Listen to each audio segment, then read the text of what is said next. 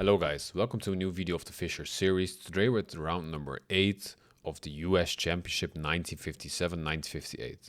This is Fischer's first US Championship. He is on 5.5 out of 7, so he's leading the pack and perhaps going to win his first championship ever. He's facing Kramer, who's having a really bad tournament, only half a point out of 7. But still, he's a really good player. It's a 14-player event, the best players of the US at that time, so being the worst of the best is still really good. And first I want to show you a little variation, because Kramer has his own opening in the King's Indian, which I want to show you really quickly. D4, knight to 6, C4, G6, knight C3, bishop G7, E4, D6. And now comes knight to E2. This is actually called the Kramer variation of the King's Indian defense. And after castles, you can go F3, perhaps C5, something like this. And you want to put the knight here on G3. So this is actually an opening called after him. But now let's go into the game. It's Fischer against Kramer. Kramer has the white pieces. He starts with knight F3. After knight f3, Fischer really liked the King's Indian defense, the symmetrical line. So if white does it, he basically copies him. G3, G6, bishop G7, bishop G2, bishop G7, D3, D6, castles, castles. So this is very basic. It's literally symmetrical, nothing spectacular. Here comes E4, and now Fischer goes for an unsymmetrical approach. So if you want to win, you want to create imbalances, and that's what Fischer tries here. Now comes C3. After C3, you want to push D4 later on, get more grip over the center. So Fischer plays knight to C6. Now comes knight to E1. And this is very thematic in the King's Indian attack. You bring the knight to E1 or to H4 and then push F4 and get this really nice pawn chain. And you attack on the king side, and black usually will go for a queen side attack. So Fischer does that, rook to b8, also getting out of the sight of the scope of the bishop later on, and then pushing b5. Now comes f4, white's plan. And now if you push, the knight will be attacked, so we have to take, and you win by tempo. We move the knight again, so you can bring the knight to d7 or e8, and Fischer goes for a knight to e8.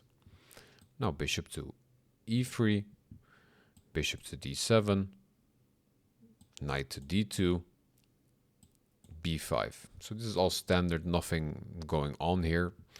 Now George goes for this e5 push, because after takes, he decides to take this pawn.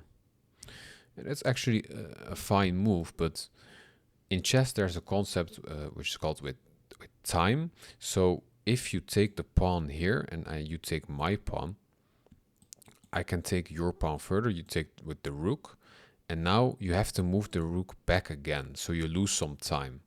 And why is that important? Well, if you had taken the pawn first and then I take with the knight, now you can simply grab the pawn.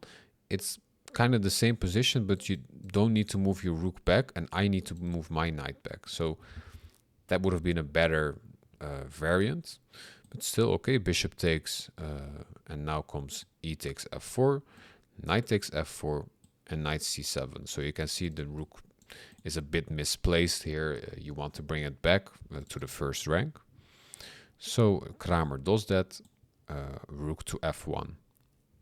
After rook to f1, we have this really nice move, because you want to really open the scope of this bishop. How can you do that? Well, by undermining this pawn structure.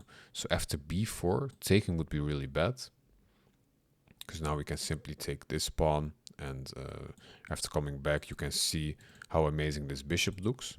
So taking is not really good. But what about taking with the bishop? Well, same idea, still having doubled pawns, and yeah, this is still terrible.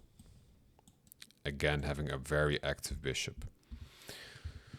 So taking is not the best move here, and George decides to play queen to c2 to defend his pawn chain here. But better would have been to play rook to c1, because after takes, we have the rook defending this pawn, and the queen can still enter the game from here or go to a4 and is not limited with defending the pawn. Also, you get the rook out of the side of the bishop. So that would have been a better variant. But okay, George goes for queen c2, and this is kind of the first mistake he really makes. Because now comes b takes c3. B takes c3, you need to defend this pawn. You cannot push it, the rook will hang. So, okay, now comes knight to b5, attacking the pawn twice now. It's only defended once. George Kramer pushes d4, limiting the bishop's scope. And now Fischer plays rook to c8, setting up a really deadly attack. Now comes queen to b2, getting out of the line of the rook. But now we have this amazing move, which Fischer finds, and it's the only move to really keep the advantage. All other moves don't work here. And that is knight takes c3. And this is a brilliant move. Well, why is it brilliant? Well, after queen takes, okay, we sacrificed a knight for a pawn, but we take one more pawn. So it's 2 pawns for a knight now. You cannot take with the bishop, your queen will be hanging. You cannot take with the queen, because then I will simply take your queen. And you can see this deadly fork coming in. So George is in a lot of trouble here. This bishop's scope is really deadly, facing the queen and the rook behind it. Actually, the best move here is just to sacrifice the queen and take the piece and play like this. But George played queen to b4, setting up this battery to take the e7 pawn. But now comes knight e2 check anyway, king to h1. And now Fischer can actually simply take this rook. It's undefended. But then George will take my pawn and have this fork. So first Fischer gives away his rook for the bishop. Queen takes, and now bishop takes a1. And if you count the material,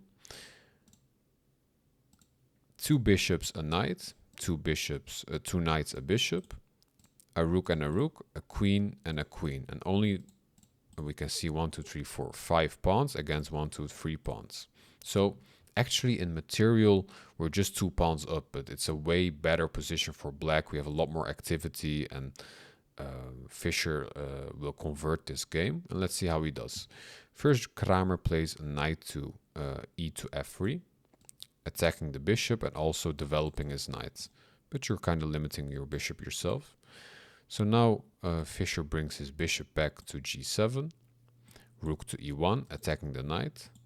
Now a knight to c3, queen takes a7, and bishop to e6, defending this pawn like this.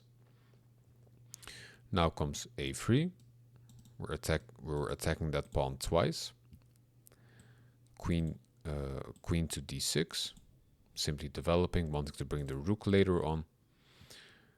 Queen to a5, and yeah, whatever Kramer does here, he's in a very inferior position. Black's position is really solid. Everything is defended.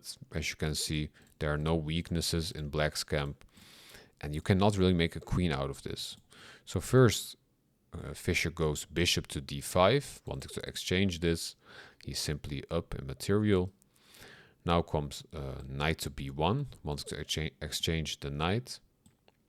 After takes, that would have been fine for Fischer. But Fischer first plays rook to a8, attacking the queen. Now comes queen to b4. Queen takes, pawn takes, bishop takes f3. And after knight takes c3, we still have bishop takes with check. After the king will take, we will take your knight. And you will simply be down in material. As you can see, we will just take this pawn.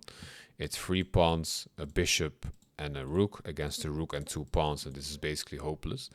So Kramer resigned this game, and I think this knight sacrifice was really nice and opened up a lot of tactical blows. Fischer went on to win this tournament, and this made him qualify for the interzonal, which we'll go to after this, and there he will face a lot tougher opponents. Till now, okay, the players he faced were really good, obviously, but not on Fischer's level. So after this, we will see some harder and nicer games. Thank you for watching, and see you on the next video. Bye bye.